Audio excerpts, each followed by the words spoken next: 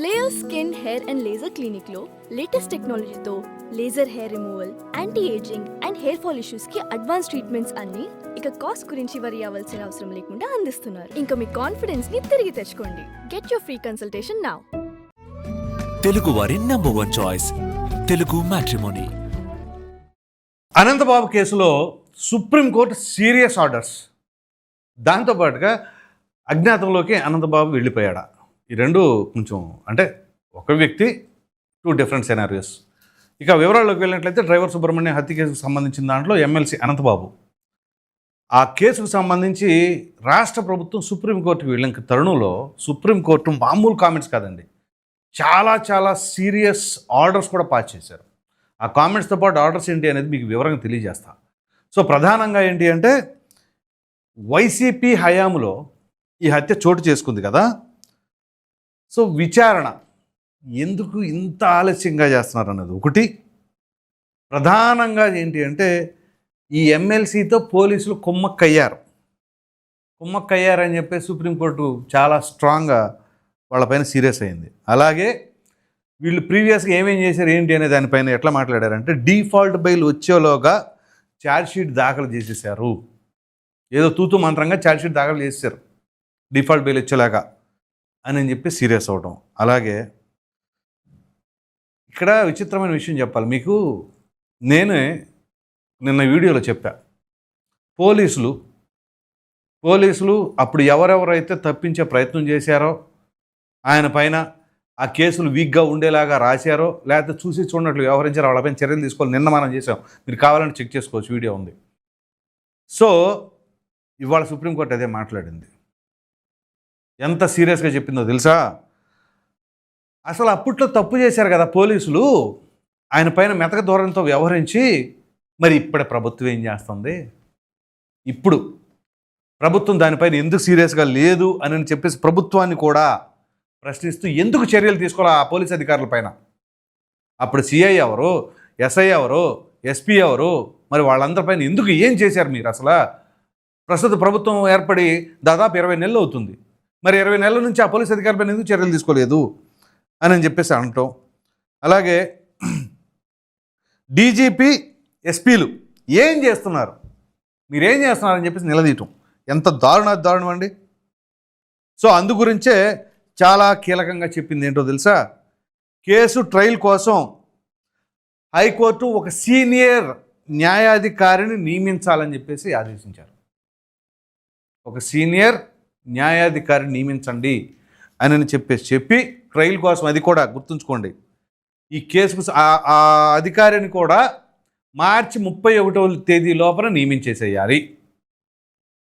Next November 18 లోపు ఈ కేసుకు సంబంధించి ట్రయల్ పూర్తి చేసి ఎటువంటి శిక్షలు ఖరారు చేస్తున్నారు అనేది కూడా ఫైనల్ చేసేయాలట. నవంబర్ 18 లోపు, వచ్చే నెల 31 లోపున అధికారిని నియమించాలి.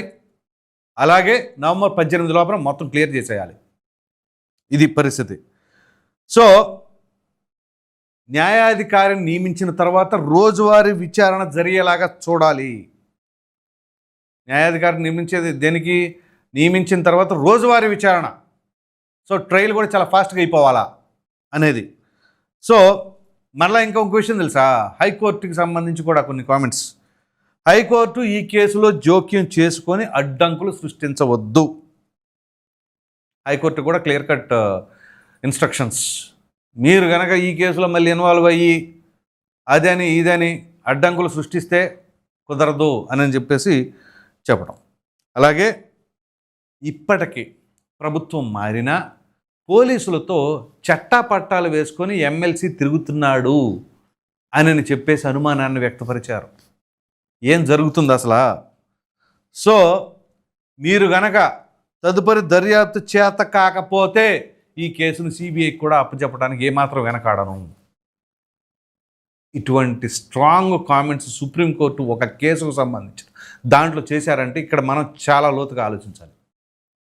జగన్మోహన్ రెడ్డి అధికారంలో ఉండగా ఒక హత్య జరిగినప్పుడు పోలీసులు అంత మెతక ధోరణితో వ్యవహరించారు, ఎమ్మెల్సీ తిరుగు లేకుండా తిరుగుతూ ఉన్నాడు అని అంటే, సో అప్పుడు పోలీస్ అధికారులకు కూడా పాపం బుక్ అయిపోయారు. వాళ్ళు మాత్రం ఏం చేస్తారు? అప్పుడు అధికారంలో ఉన్న పెద్ద స్థాయి నాయకులు ఆ రకంగా ఒత్తిళ్లు క్రియేట్ చేస్తే ఈయన మాత్రం ఏం చేస్తాడు? ఆ పోలీస్ అధికారులు నిమిత్త మాత్రులే. చివరికి పాపం వాళ్ళ కెరీర్లు బలైపోతున్నాయి. ఇవాళ సుప్రీంకోర్టు అంత సీరియస్గా కామెంట్స్ చేసింది అంటే మరి దీన్ని బట్టి ఏమని అర్థం చేసుకోవాలి? పోనీ అప్పటి ప్రభుత్వం అంటే సరే, వాళ్ళు అధికారంలో ఉన్నారు, వాళ్ళ పార్టీ వ్యక్తి ఎమ్మెల్సీ కాబట్టి అరంగం చేశారు. మరి ఇప్పటి ప్రభుత్వానికి ఏమైంది అసలు? ఆ కేసుకు సంబంధించిన దాంట్లో అప్పటి పోలీసుల పైన కూడా ఎందుకు చర్యలు తీసుకోలేదని సుప్రీంకోర్టు అడిగిన దాకా తెచ్చుకున్నారు అని అంటే ఏం జరుగుతుంది అనేది ఖచ్చితంగా ప్రశ్న తలెత్తుతుంది. ఇది ఇలా ఉంటే నిన్న జరిగిన పరిణామాలు తెలుసు కదా. తన భార్య ఆవిడ పైన కూడా A2గా కేసు నమోదయ్యింది. ఆవిడ ఏమేం చేసిందని విత్ టైం ఫ్రేమ్స్ ప్రతి ఒక్కటి విత్ ఎవిడెన్స్ కలెక్ట్ చేశారు. సో అందు గురించి ఆవిడని A2 చేశారు. ఇది ఇలా జరుగుతుండగా ఆవిడ అబ్స్కాండ్ నిన్న. ఇవాళ శాసన మండలి నుంచి అనంతబాబు బెట్టిల్పేట తెలియదు. అందుకని అజ్ఞాతంలోకి అనంతబాబు అన్నది చూసారా, పర్సన్ ఒకటే కానీ 2 డిఫరెంట్ సినారియోస్ అంది ఇదే. సో శాసన మండలి నుంచి ఇప్పుడు గన్మ్యాన్లకు తెలియదు, ఎవరికి తెలియదు, ఆయన ఎక్కడికి వెళ్ళిపోయారో అర్థం కాదు. ఇది పరిస్థితి. అంత పరిస్థితి ఎందుకు వచ్చింది ఇప్పుడు? దానికి తగినట్టు ఇప్పుడు సుప్రీంకోర్టు ఇప్పుడు సీరియస్ ఆర్డర్స్ ఇచ్చింది. అంటే ఈ ఆర్డర్స్ వస్తున్నాయన్న సంగతి ముందే తెలుసా? ఒకవేళ తప్పించుకుని ఎంతకాలం తప్పించుకుంటారు? ఎక్కడికి పారిపోతారు? సో 20,000 కోసం ఓ వ్యక్తిని హతమార్చి తర్వాత 2 లక్షలు ఇస్తానని ఎవరికి చెప్పొద్దు అని చెప్పేసి వాళ్ళకంటాం. మరి ఆ 20,000 వదిలేస్తే పోయేది కదా. ఇప్పుడు ఆ మటన్ నెత్తి మీద వేసుకొని తిరిగి, పైగా అది ఒక విధంగా చెప్పాలంటే వైసీపీకి కూడా చాలా వరకు డ్యామేజ్ చేసింది. ఖచ్చితంగా డ్యామేజ్ చేసింది అనుకో. ఎందుకంటే డోర్ డెలివరీ చేశారంటే ఇదే. సో మరి ఆ కుటుంబానికి ఏం చేశారు, ఏంటి, ఎంత దారుణాతి దారుణం. పైగా హత్య చేసిన తర్వాత బెయిల్ వస్తేనంట ఊరేగింపు లాంటిది. అసలు ఎటువంటి సంకేతం ఇస్తున్నాం సమాజానికి మనం? జగన్మోహన్ రెడ్డి గారేమో ఏకంగా కాన్వాయ్లో పక్కనే కూర్చోబెట్టుకుంటాడు, సమావేశాల్లో తీసుకొచ్చి పెట్టుకుంటారు. అందు గురించి కదా జగన్మోహన్ రెడ్డి గారి వైఖరి డిఫరెంట్గా ఉంటుంది. ఆయన ఎప్పుడు బాధితుల వైపు ఉంటారు, నిందితుల వైపు ఉంటారు అనేదానికి ప్రత్యక్ష తార్కాణం ఇదే. సో ఇప్పుడు మరి కోర్టు అంత సీరియస్గా, అది కూడా సుప్రీంకోర్టు హైకోర్టుకి ఇన్స్ట్రక్షన్స్ ఇస్తూ ఏమేం చేయాలి, ఎప్పుడేం చేయాలి అని చెప్పేసి అంత క్లియర్ కట్గా చెప్పారు అని అంటే ఇక దీని నుంచి తప్పించుకోవడం అనేది అసాధ్యం. ప్రపంచం తలకిందులైనా కానీ ఈ కేసుకు సంబంధించిన దాంట్లో, పైగా అనంతబాబే అప్పుడు ఏం చెప్పాడు, అతనే హత్య చేశాడని చెప్పి ఒప్పేసుకున్నాడు కదా. ఎందుకు ఒప్పుకున్నాడు అనేది కూడా నేను మనం విశ్లేషించుకున్నాం కదా. ఎక్కడ తన భార్య గురించి మళ్ళీ దర్యాప్తు చేసి బయటపడుద్దానని చెప్పేసి నేనే అనుకుంటా వెళ్ళిపోయి ఇచ్చేశారు. ఇప్పుడు అసలు బండారం బయటపడింది. దానికి తగినట్టుగా సుప్రీంకోర్టు ఇప్పుడు చాలా సీరియస్గా ఆర్డర్స్ పాస్ చేసింది. ఇంకా ఇదే తరహాలో అన్ని కేసులు కూడా ఇంత ఫాస్ట్గా ఉండాలి. ఇక్కడ గమనించవలసిన అంశం, ఇక్కడ లాస్ట్లో కామెంట్ చేసింది సుప్రీంకోర్టు.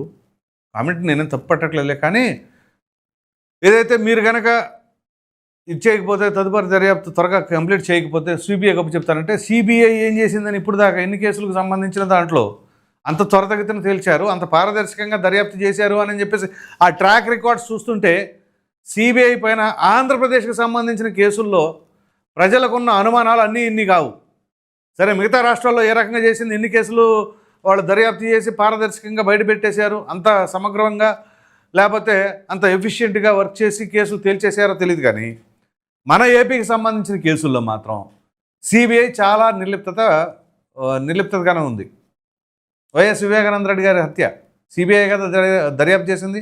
ఏమైంది, ఇప్పటికి ఏం జరిగిందో తెలియదు. పాప సునీతారెడ్డి గారేమో అలా తిరిగి కాళ్ళకి చెప్పులు అరిగిపోయిందని పాపం తను తిరుగుతున్నారు. కాళ్ళకి చెప్పులు కాదు, కాళ్ళకి చెప్పలు కూడా అరిగిపోయేలాగా తిరుగుతూ ఉన్నారు, మోకాళ్ళ చెప్పలు.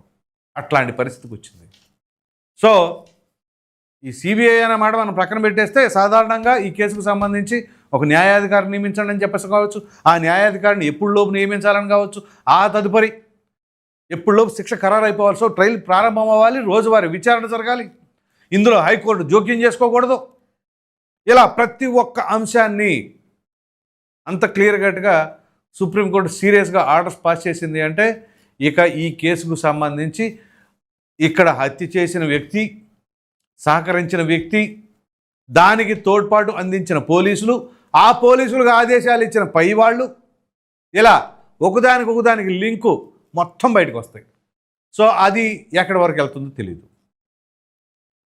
ఇప్పటివరకు అన్ని కేసులు వేరు, ఇప్పుడు సుప్రీంకోర్టు మరి డేట్లతో సహా ఫిక్స్ చేసింది అంటే ఖచ్చితంగా ఆ పోలీస్ అధికారుల పైన ఉన్నతాధికారులు ఎవరు, ఆ ఉన్నతాధికారుల పైన ఆదేశాలు ఇచ్చిన నాయకులు ఎవరు, ఆఫ్లైన్ చేశారా ఆన్లైన్ చేశారా, దానికి ఏమైనా ఎవిడెన్స్లు ఉన్నాయో తెలియదు. కానీ మొత్తం మీద అయితే అందరికీ చుట్టుకోబోతుందని చెప్పేసి అయితే దీన్ని బట్టి క్లియర్ కట్గా అర్థమవుతుంది.